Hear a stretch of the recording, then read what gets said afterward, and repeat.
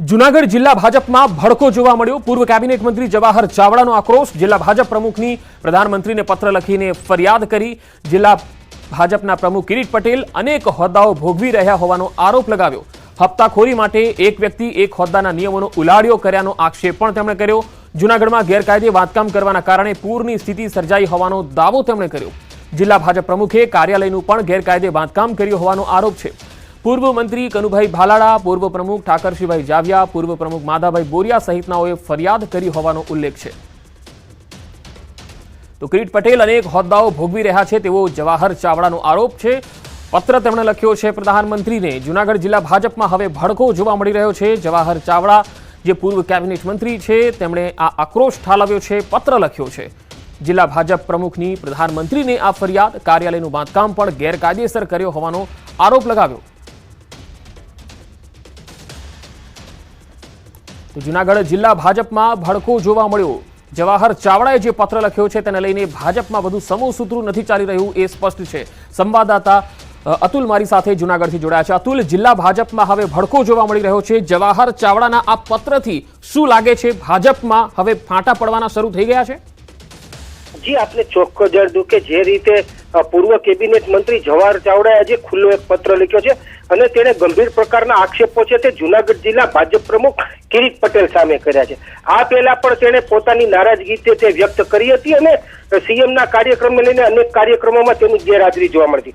આજે જ્યારે તેણે પત્ર લખ્યો છે તેમાં સ્પષ્ટ ઉલ્લેખ કર્યો છે કે એક હોદ્દો અને એક વ્યક્તિનું જે છે એ સરેઆમ ઉલ્લંઘન થયું છે।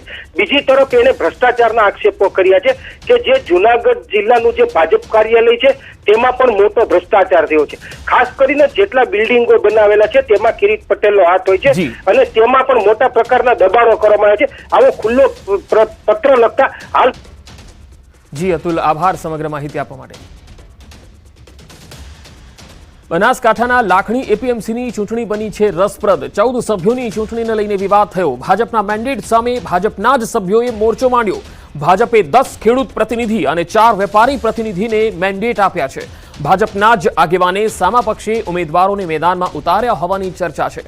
ભાજપ વિરુદ્ધ ચૂંટણી લડનારા 8 પ્રતિનિધિ સામે પક્ષે લાલાક કરી છે। જિલ્લા ભાજપે તમામ 8 લોકોને ફટકારી છે નોટિસ। ચૂંટણી પૂર્ણ થયા બાદ 8 સભ્યોને સસ્પેન્ડ કરવામાં આવે તેવી પણ ચર્ચાઓ છે। જૂનાગઢમાં સગીરાનું અપહરણ કરીને દેહ વિક્રયના ધંધામાં ધકેલવાના કેસમાં વધુ 4 આરોપીઓની ધરપકડ થઈ છે। પોલીસે આરોપી આકાશ નેપાળી, હિરેન સાપરા, જસ્મીન મકવાણા અને હાર્દિક ઝાપડાની ધરપકડ કરી। આ પહેલા પણ 2 આરોપીઓને પકડી લેવાયા હતા। આ ગુનામાં અત્યાર સુધીમાં 7 આરોપીને જેલના સળિયા પાછળ ધકેલાયા છે, જ્યારે હજુ કેટલાક આરોપીઓ પોલીસ પકડથી દૂર છે।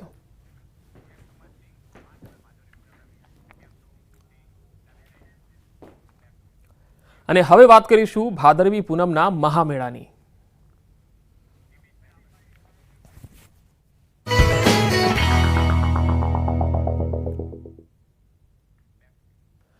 અંબાજીમાં ભાદરવી પૂનમના મેળાનો છઠ્ઠો દિવસ છે, ત્યારે અત્યાર સુધીમાં અંદાજિત 26 લાખ ભક્તોએ દર્શન કર્યા છે। દૂર દૂરથી માં અંબાના દર્શને ભક્તો આવી રહ્યા છે। તસવીરોમાં અમે આપને બતાવી રહ્યા છીએ। ભક્તો માટે દાતા સુધી ભોજન કેમ્પનું પણ આયોજન કરાયું છે। અંબાજી મંદિરમાં શ્રી યંત્ર સ્તુતિ અને મંદિર શિખર પુષ્પ વર્ષા પણ કરવામાં આવી। 2 અલગ અલગ તસવીરો આપને બતાવી રહ્યા છે। પહેલી તસવીરમાં પોલીસનો પણ પહેરો છે અને સાથે સાથે જે પૂજા અર્ચના કરવામાં આવી તેમાં જિલ્લા પોલીસ વડા પણ ત્યાં પહોંચ્યા હતા। તો બીજી તસવીરમાં આપ જોઈ શકો છો કે ભક્તો મોટી સંખ્યામાં માં અંબાના દર્શન માટે ઉમટી રહ્યા છે। અત્યાર સુધીમાં 26 લાખ જેટલા ભક્તોએ માં અંબાના દર્શન કર્યા છે અને હજુ પણ ભક્તોનો ધસારો અંબાજી તરફ જોવા મળી રહ્યો છે।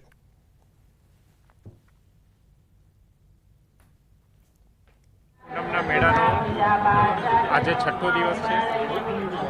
ખૂબ હર્ષ, આનંદ અને ઉલ્લાસ સાથે મેળાનું આયોજન થઈ રહ્યું છે। અંદાજિત 25 લાખ કરતાં વધારે માઈ ભક્તોએ અત્યાર સુધીમાં માતાજીના દર્શનનો લાભ લીધો છે। આજે છઠ્ઠા દિવસે જગતજનની માં અંબાના આંગણે શ્રીયંત્ર, સ્તુતિ અને શક્તિનો ત્રિવેણી સંગમ થયો છે। અંબાજી મંદિરમાં નૃત્ય મંડપમાં જે શ્રીયંત્ર પ્રસ્થાપિત કરવામાં આવ્યું છે તે શ્રીયંત્રની સૌ પ્રથમ સ્તુતિ ગુજરાતીમાં આજે જય બોલે ગ્રુપના ભાઈ શ્રી દીપેશભાઈ પટેલ દ્વારા દેવસ્થાન ટ્રસ્ટને અર્પણ કરવામાં આવી છે. આ પ્રસંગે અમારા આઈજી સરની અધ્યક્ષતામાં આઈજી સરનો કેમ્પ બી અહીંયા જ છે. એમની અધ્યક્ષતામાં આશરે 5000 જેટલા પોલીસ જવાનો અહીંયા ખડે પગે ફરજ બજાવી રહ્યા છે. ખાસ કરીને વાત કરવામાં આવે તો 9 જેટલા સેક્ટર અને 22 જેટલા ઝોનની અંદર પોલીસોની ડ્યુટી તૈનાત છે. અલગ અલગ ટીમોની જો વાત કરવામાં આવે તો 10 જેટલી BDDSની ટીમો, 9 જેટલી QRTની ટીમો, 5 ઇન્ટરસેપ્ટરની ટીમો સતત કાર્યરત છે. અંબાજીમાં દાતા અંબાજી રોડ પર સેવા કેમ્પ શરૂ થયા છે. કપિલેશ્વર મહાદેવ યુવક મંડળ કલોલ દ્વારા સેવા કેમ્પ યોજાયો. બસ સ્ટેન્ડની સામે 33 વર્ષથી અહીંયા કેમ્પ લાગે છે. વર્ષ 1992 થી પૂનમ સુધી અવિરત રસોડું ચાલે છે. 24 કલાક અવિરત લોકોને અન્ન પૂરું પાડવામાં આવે છે.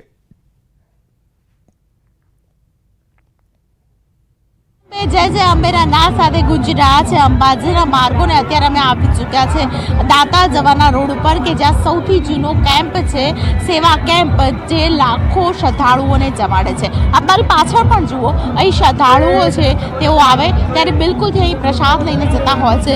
કપિલેશ્વર મહાદેવ યુવક મંડળ કલોલ દ્વારા ખાસ કરીને અહીં પૂનમ સુધી લોકોને જમાડવામાં આવે છે, લોકોને પ્રસાદ આપવામાં આવે છે અને પ્રસાદની અંદર પણ દાળ, ભાત, શાક અને ચોખા ઘેનો શીરો છે તે આપવામાં આવે છે. જય અંબે લેતા જાઓ અને કોઈ પણ પ્રકારનો બગાડ ન કરતા તેના નારા સાથે તમામ લોકોને અહીં પૂનમ સુધી જમાડવામાં આવે છે. મારી સાથે જે વ્યક્તિ છે તેમની સાથે વાત કરીશું, જેઓ યુવક મંડળ સાથે સંકળાયેલા છે, આયોજક પણ છે, તેમની સાથે વાત કરીશું. મને કહેશો કે જે અત્યારે આયોજન કર્યું છે આપે, કેટલા વર્ષથી તમે આ પ્રકારે આયોજન કરો છો અને હેતુ શું હોય છે આપનો? આયોજનનું કારણ એવું છે બેન કે છેલ્લા 33 વર્ષથી અવિરત આયોજન થઈ રહ્યું છે. કલોલ કપિલેશ્વર મહાદેવ મંદિરના સાનિધ્યમાં આયોજન થવાનું કારણ એવું છે કે અમારા ગુરુજી જે તે ટાઈમે જ્યારે એમને ચંડી ઉપાસક છે, જ્યારે એ પેદલ ચાલતા આવતા ત્યારે કેમ્પ એવું કશું હતું નહીં. એટલે એમને એવું થયું કે ભાઈ આટલી પબ્લિક આવે છે અને કોઈને કોઈ જગ્યાએ જમવાની વ્યવસ્થા છે નહીં. એટલે એમની એવી પ્રેરણા થઈ. મા ભગવતીના ઉપાસક હતા, રોજ એવરેજ ચંડી પાઠ કર્યો પણ પાણી પીતા નથી. એટલે બાપુએ એ સાનિધ્યમાં પહેલાં ચા ગાંઠિયાનો કેમ્પ ચાલુ કર્યો 2 વર્ષ. એ પછી એમના આશીર્વાદથી આ કેમ્પ ફૂલ ભાણાનો ચાલુ થયો છે. અવિરત આ 33 વર્ષ ચાલુ છે. જી મેમ, જી. કેટલા લોકો જમે છે અને કેવી રીતે તમે આયોજન કરશો? કારણ કે આટલું મોટું આયોજન કરવું નાની સૂની વાત નથી, તો કેવી રીતે આયોજન કરતા હોવ છો? આયોજનની વાતમાં એવું છે, રોજની એવરેજ એવી છે અમારી જમવાની, એવરેજ 40-35 હજાર એવરેજ ડોલ, અને છેલ્લું 12-13 તો અમારે ત્યાં લાખ માણસ જમા છે. કેમેરામેન ખેંગા રાઠોડ સાથે દીપિકા કુમાર, ન્યૂઝ 18 ગુજરાતી, અંબાજી. સાબરકાંઠાના દલપુર અને ખેરોજ પાસે પ્લાસ્ટિકની બોટલનો ઉપયોગ ટાળો અને તમારો હાથ સ્ટીલની બોટલ તરફ વાળોના સ્લોગન સાથે સ્ટોર બનાવવામાં આવ્યો છે. ગુજરાત સરકારના પ્રદૂષણ નિયંત્રણ બોર્ડે પ્લાસ્ટિકનો વપરાશ ટાળવા મુહિમ શરૂ કરી. અંબાજી પદયાત્રાના 2 કેમ્પમાં RVM મશીન મૂકવામાં આવેલા છે, જેમાં અંબાજી જતા પદયાત્રીઓ પાસેથી ખાલી પ્લાસ્ટિક બોટલો મશીનમાં ક્રશ કરવામાં આવે છે અને સામે પાણીની સ્ટીલની બોટલ આપવામાં આવે છે. એક દિવસમાં 2 કેમ્પમાં 13,000 પ્લાસ્ટિક બોટલો સામે 2,500 સ્ટીલની બોટલ આપવામાં આવી. પહેલાં પાણી પ્લાસ્ટિકના પાઉચ મળતા હતા, જેથી કરી થોડું પીએ અને થોડું અમે જ્યાં આવતા નાખી દેતા. એટલે કોઈ બાઇકવાળા પડી જાય, કોઈ રસ્તામાં કોઈ બુજુર્ગ માણસ, કોઈ છોકરા હોય એની પગ આવે અને પડી જતા હતા. પછી થોડો સમય જતા થયો, પાણીની બોટલ આવી. પાણીની બોટલ પણ એમાં નુકસાન કરતું હતું. એ તમે થોડું ઘણું પીવો અને થોડું ફેંકી દેતા હતા. આ મશીનમાં આપણે પ્લાસ્ટિકની બોટલ જે પદયાત્રી ક્રશ કરશે એને એક સામે સ્ટીલની બોટલ આપશું, જે રિયુઝેબલ થશે અને વધુને વધુ વખત ઉપયોગ કરી શકાશે. આના અંતર્ગત અત્યાર સુધી અમે 2500 બોટલ ડિસ્ટ્રીબ્યુટ કરી છે અને સામે 7500 બોટલ પ્લાસ્ટિકની અમે ક્રશ કરી છે મશીનમાં. પ્લાસ્ટિકની બોટલ જે અમે ક્રશ કરી રહ્યા છીએ એ અમે રિસાયકલર થ્રુ એને રિસાયકલિંગ કરાવશું અને એમાંથી પોલિએસ્ટર બને છે, જે એનાથી આપણે ટી-શર્ટ છે, ટાઈ છે, ફેબ્રિક્સ બનાવી શકીએ છીએ. અને હવે વાત PM મોદીના જન્મદિવસની.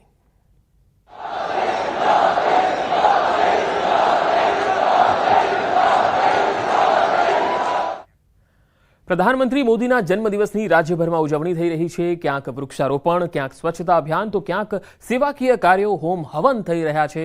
સુરતના અડાજણમાં રામજી મંદિરમાં સ્વચ્છતા એ જ સેવા કાર્યક્રમ યોજાયો. સાંસદ, મેયર, મનપા કમિશનરે રસ્તા પર સફાઈ કરી અને સફાઈ કર્મીઓનું સન્માન કર્યું. સુરતના પાર્લે પોઈન્ટમાં એક વડાપાવના વેપારીએ પીએમના જન્મદિવસ નિમિત્તે અનોખી સ્કીમ આપી. 50% ડિસ્કાઉન્ટ આપીને 45,000થી વધુ વડાપાવ વેચવાનો સંકલ્પ કર્યો. તો સાબરકાંઠાના હિંમતનગરમાં સાંસદના ફંડમાંથી દિવ્યાંગ બાળકોને સાંભળવાના મશીનની ભેટ આપવામાં આવી.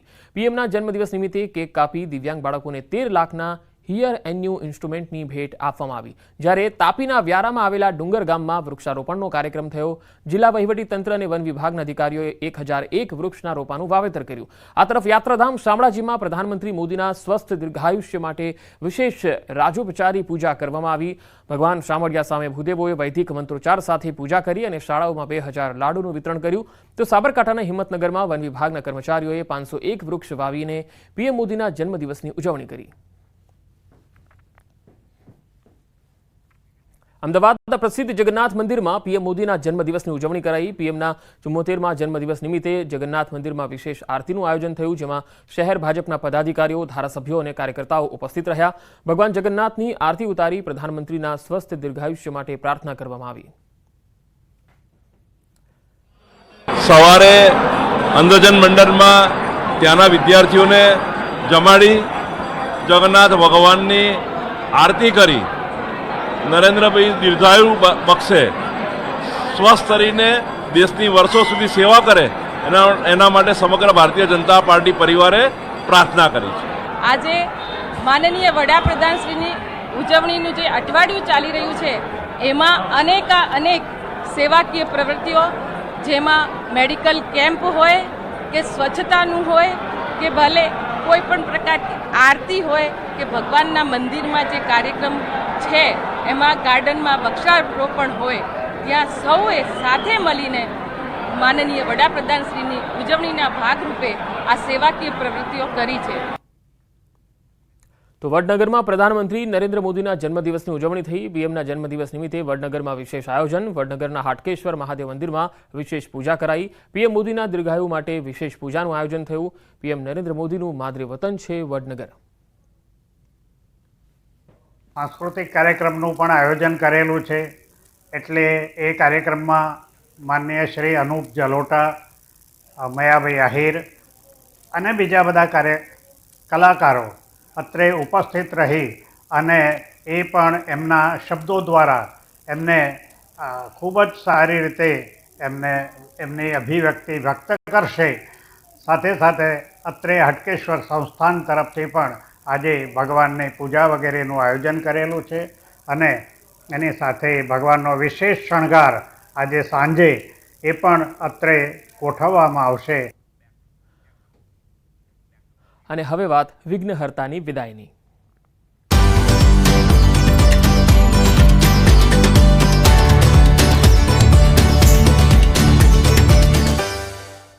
આજે અનંત ચતુર્દશી છે અને આજે રાજકોટમાં 7 જેટલા સ્થળો પર ગણપતિ વિસર્જનની વ્યવસ્થા કરવામાં આવી છે. ગણપતિ વિસર્જનને લઈ 3 ડીસીપી સહિત 1500 જેટલા પોલીસ અધિકારીઓ, કર્મચારીઓ, ટ્રાફિક બ્રિગેડ, જીઆરડીના જવાનો લોકોની સુરક્ષામાં તૈનાત કરાયા. કોઈ અનિચ્છનીય બનાવ ન બને તે માટે ફાયર વિભાગ સહિત તરવૈયાઓ પણ તમામ સ્થળે ઉપસ્થિત રખાયા. લોકોની સુરક્ષાને ધ્યાનમાં લઈ ફાયર વિભાગ દ્વારા ગણપતિ વિસર્જન કરાવવામાં આવી રહ્યું છે. રાજકોટમાં આજી ડેમ, પાળગામ, ન્યારા ગામ સહિતના વિસ્તારોમાં વિસર્જનની વ્યવસ્થા તંત્રએ કરી. રાજકોટ મહાનગરપાલિકા દ્વારા ગણપતિ વિસર્જન નિમિત્તે 8 જગ્યાઓ પર વ્યવસ્થા કરવામાં આવી છે, જેમાં fire staff, station fire officer, lady fireman સહિત મોટો બંદોબસ્ત મૂકવામાં આવ્યો છે. આગળ વધુ સમાચારો પર નજર કરીશું. હાલ રોકાઈશું એક બ્રેક માટે.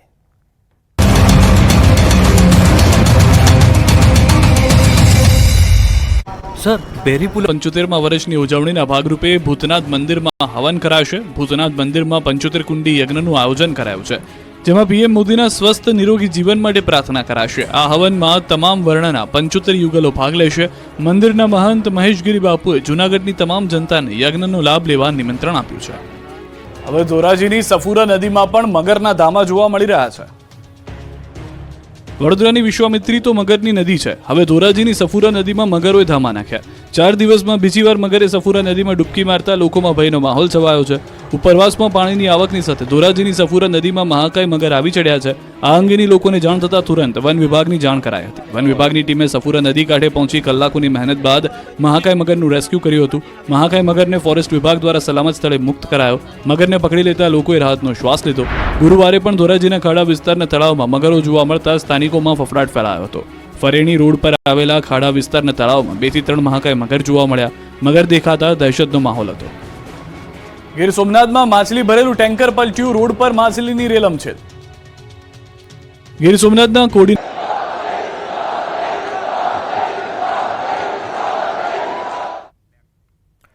Welcome back. પ્રધાનમંત્રી નરેન્દ્ર મોદી જ્યારે સમય મળે કે જન્મદિવસ હોય ત્યારે તેમની માતાને મળવા પહોંચી જતા હતા. અત્યારે હીરાબા ભલે હયાત ન હોય, પરંતુ તેઓએ પીએમ મોદીના દરેક પરિવર્તનકારી નિર્ણયોમાં એક નાગરિક તરીકે સમર્થન આપ્યું હતું. માતા અને પુત્રની જ્યારે મિલન થાય છે ત્યારે પરસ્પર સ્નેહની અદ્ભુત તસવીરો પણ સામે આવી છે. પોતાના પુત્રના સંઘર્ષપૂર્ણ જીવનથી પ્રધાનમંત્રી સુધીની સફર માતા હીરાબાએ એકદમ નજીકથી જોઈ અને કદાચ એટલે જ પીએમ મોદી અને માતા હીરાબા વચ્ચે અનોખું અને મજબૂત બોન્ડિંગ હતું. मैं भी एक सामान्य परिवार से हूं. मेरे जीवन में मेरे माँ बाप का बहुत बड़ा रोल रहा है. अब जब हम छोटे थे तो हमारा गुजारा करने के लिए अड़ोस पड़ोस के घरों में बर्तन साफ करना, पानी भरना, मजदूरी करना. आप कल्पना कर सकते हैं कि एक माँ ने अपने बच्चों को बड़ा करने के लिए कितना कष्ट उठाया. જ્યારે જ્યારે પણ સમય મળે કે જ્યારે જન્મદિવસ હોય ત્યારે તેઓ માતા હીરાબાના આશીર્વાદ લેવા અચૂક પહોંચી જતા. સામે હીરાબા પણ એક સામાન્ય માતાની જેમ પોતાના પુત્રની કાગડોળે રાહ જોતા. જ્યારે માતા પુત્રનું મિલન થાય ત્યારે પરસ્પર સ્નેહની અદ્ભુત તસવીરો પણ સમગ્ર દેશે જોઈ છે. પીએમ મોદી જ્યારે હીરાબાને મળે ત્યારે તેઓ વહાલથી માથે હાથ ફેરવતા અને આશીર્વાદ આપતા. સાથે જ જન્મદિવસે પીએમ મોદીને કંઈક ને કંઈક વસ્તુ જરૂરથી આપતા. જો કે આ વખતના પીએમ મોદીના જન્મદિવસે માતા હીરાબા નથી, પરંતુ માતા પ્રત્યેનો તેઓનો અતૂટ પ્રેમ આજે પણ સંભારણા સમાન વાગોળી શકાય એવો છે. પરિવાર માટેનું એમને પરિવારની સાથે રહેતા નહોતા, પરંતુ એમના જે સંસ્કાર હતા એ આપણે છેક સુધી જોયા. એમના માતાજીને તેઓ મુખ્યમંત્રી હતા એની પહેલાં પણ અને એ પછી પ્રધાનમંત્રી થયા પછી પણ જ્યારે પણ એમનો જન્મદિવસ આવે ત્યારે માતાજીના આશીર્વાદ અચૂક લેતા હતા. તેઓ જ્યાં હોય ત્યાંથી માતાજી ગાંધીનગરમાં હોય તો એમની પાસે આવી જતા હતા અને એમની પાસે જઈ એમના આશીર્વાદ લેતા હતા. એમના માથે હાથ ફેરવે, એમને આશીર્વાદ આપે અને હું માનું છું કે એ એમને વધુ શક્તિ આપતું હતું. આ સિલસિલો એમણે છેક સુધી જાળવી રાખ્યો અને માત્ર એટલું જ નહીં, પણ જ્યારે એમના માતાજીનો દેહાંત થયો ત્યારે પણ તેમણે ખૂબ જ સાદગીથી, દેશના પ્રધાનમંત્રીના માતાજી હતા એટલે નહીં, પરંતુ એમના વ્યક્તિગત એમના માતાજીની જે કંઈ પણ એમને જવાબદારી નિભાવવી પડે અંતિમ ક્રિયાની એ પતાવી અને પછી દેશની સેવામાં તરત જ લાગી ગયા હતા. એટલે એમણે દેશને માટે જીવનને સમર્પિત કર્યું છે, પણ તેમ છતાં તેમના સંસ્કાર એ આપણે વારંવાર જોઈ શકીએ છીએ અને એમણે એમની એ સંસ્કાર અત્યાર સુધી જાળવી રાખ્યા છે અને ભવિષ્યમાં પણ એ વિશ્વને માટે, ખાસ કરીને દેશના લોકો માટે આ એક પથદર્શક બની રહેશે. દેશને એક એવા પ્રધાનમંત્રી મળ્યા છે કે જેઓ અવિરતપણે વિરામ વિના અથાગ મહેનત કરી દેશની સેવા કરે છે. વડનગરમાં સામાન્ય પરિવારમાં જન્મેલા નરેન્દ્ર મોદી બાળપણ અને માતૃપ્રેમ અંગે તેમના મોટા ભાઈ સોમાભાઈ દામોદરદાસ મોદી જણાવે છે કે મારા નાના ભાઈનો માતા હીરાબા સાથે અનેરો નાતો હતો. અત્યારે માતા ભલે હયાત ના હોય, પરંતુ પીએમ નરેન્દ્ર મોદીના મનમાં મા પ્રત્યે અનહદ પ્રેમ છે અને એમની ભાવનાને કારણે જ માતાની સેવા સારી રીતે થતી હતી. આ શબ્દો પીએમ મોદીના મોટા ભાઈ સોમાભાઈ મોદીના છે. મા પ્રત્યેનું પ્રેમ હોય ને એ અક્ષર જ્યારે ગુજરાત આવતા હતા, ગુજરાતના સીએમ હતા, તો એ મદનને દર મહિને મળવા જતા હતા. એટલે એ વિયોગ ઊભો થઈ ગયો બધો. એ તો કુદરતની લીલા છે. નરેન્દ્રભાઈના મનની અંદર મા પ્રત્યેનો જે પ્રેમ હતો ને, એનો પ્રેમ હતો અને એમની ભાવનાના કારણે માતાની સેવા પણ સારી થતી હતી. અને નરેન્દ્રભાઈ જ્યારે ગુજરાતના મુખ્યમંત્રી તરીકે શપથ લીધા ત્યારે અમે મદનને ખાસ બોલાવ્યા હતા તો શપથ વખતે. એટલે આવી લાગણી ભાવના પણ છે. દેશનું ભલું કરવા માટે જ ભગવાને જન્મ આપ્યો છે એમનું, અને દેશનું સારું કરું જ છું. બરાબર, દેશની પબ્લિક ખુશ છે. પીએમ મોદીના નાનપણના સંસ્મરણો પણ પરિવારજનોએ વર્ણવ્યા. શાળામાં ભજવેલા નાટકમાં નરેન્દ્ર મોદીએ જોગીદાસ ખુમાણનું પાત્ર ભજવ્યું હતું. એ વખતે તેમના પાત્રમાં દેખાયેલી કુમારીને સોમાભાઈ મોદીએ બખૂબી વાગોળી. જોગીદાસ ખુમાણ નાટક હતું, એની અંદર જોગીદાસ ખુમાણનું પાત્ર એમણે ભજવેલું. બીએન હાઈસ્કૂલની અંદર એ કાર્યક્રમ હતો, જે નાટક મેં જોયેલું. એટલે બહુ પ્રભાવશાળી એમનું વક્તવ્ય હતું, એમનો આખો રોલ પ્રભાવશાળી હતો, એમને લોકો આજે યાદ કરે એ ટાઈપનો આખો એમનો રોલ હતો. પ્રધાનમંત્રી મોદી એક વિઝનરી નેતાની છાપ ધરાવે છે, જેનું ઉત્તમ ઉદાહરણ કચ્છનું ધોરડો રણ છે. પીએમ મોદીની દૂરંદેશી કેટલી તાકાતવાન છે એ ભાજપના નેતા ભરત પંડ્યાએ નજીકથી જોઈ છે. કચ્છના સફેદ રણને પીએમ મોદીને વૈશ્વિક ઓળખ કેવી રીતે અપાવી તેની રસપ્રદ વાત ભરત પંડ્યાએ કરી. નરેન્દ્રભાઈ એક વિઝનરી વ્યક્તિત્વ છે. એમનું વિઝન, એક્શન અને મિશન ક્લિયર હોય છે. એક કચ્છના રણોત્સવ દાખલા તરીકે એનો એક પ્રસંગ તમને યાદ કરું. વર્ષો પહેલાં જ્યારે મુખ્યમંત્રી હતા એની પહેલાં એ પ્રચારક હતા ત્યારે કચ્છનું રણ એમણે જોયેલું અને એ વખતે એના મનમાં આવી ગયેલું કે આ કચ્છનું રણ જે છે ને દુનિયામાં ક્યાંય નહીં હોય એવું આપણા ત્યાં છે. એ વખતે એમને ક્લિક થઈ ગયેલું. મુખ્યમંત્રી બન્યા પછી એમણે માત્ર ને માત્ર દેશના વિકાસને જ પ્રાયોરિટી આપતા પીએમ મોદી સૌના નેતા તરીકે પણ ઓળખાયા. આ અંગે વાત કરતા ભરત પંડ્યાએ જણાવ્યું કે મુખ્યમંત્રી બન્યા ત્યારે સૌનો સાથ, સૌનો વિકાસ સૂત્ર આપ્યું. પીએમ બન્યા ત્યારે સૌનો વિશ્વાસ અને સૌનો પ્રયાસ ઉમેરાયો. આમ 44 વર્ષમાં સૌનો શબ્દ તેમનું કૃતિ અને કર્મ રહ્યું. કાર્યકર્તા એમના ઉપર પત્ર લખતા ત્યારે એ હંમેશા જવાબ આપતા. આમ એમનું પહેલેથી જ જવાબદેહી વ્યક્તિત્વ છે. તો એ પત્ર લખતા ત્યારે નીચે છેલ્લે લિખિતનમાં સૌનો નરેન્દ્ર મોદી કહેતા. એ વર્ષોથી અને આજે પણ તમે સબકા નરેન્દ્ર મોદી, સૌનો નરેન્દ્ર મોદી એ પત્રમાં લખતા હોય છે. હવે તમે જોજો